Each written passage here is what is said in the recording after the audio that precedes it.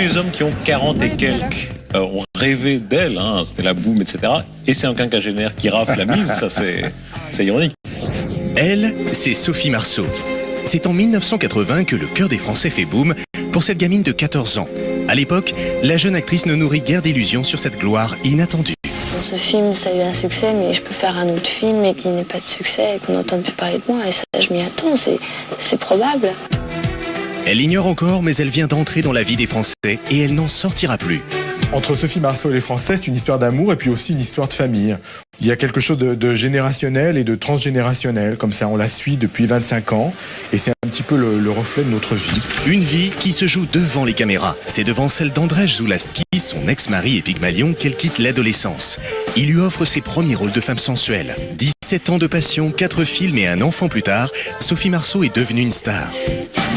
C'est un électron libre, elle est en rien conforme, ni elle ressemble pas aux autres actrices, elle n'a pas la même vie que les actrices, elle ne se comporte pas de la même façon et je crois que c'est ce qui la rend aussi très proche des gens. Actrice préférée des Français, elle est aussi la plus rentable en attirant bien plus de spectateurs dans les salles que n'importe quelle autre comédienne. Ça vous dérange pas?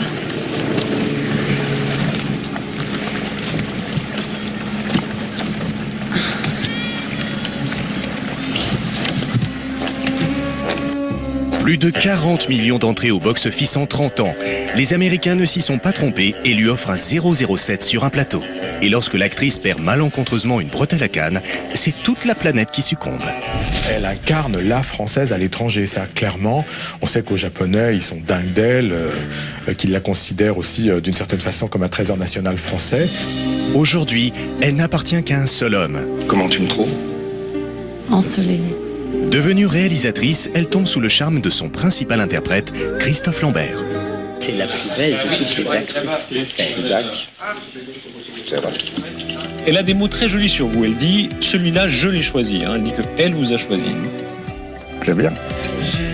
Le public aussi a choisi Sophie Marceau. On l'a vu grandir. Ado en crise, mère dépassée ou femme épanouie, elle a incarné tous les rôles et a traversé le temps en devenant, semble-t-il, de plus en plus belle.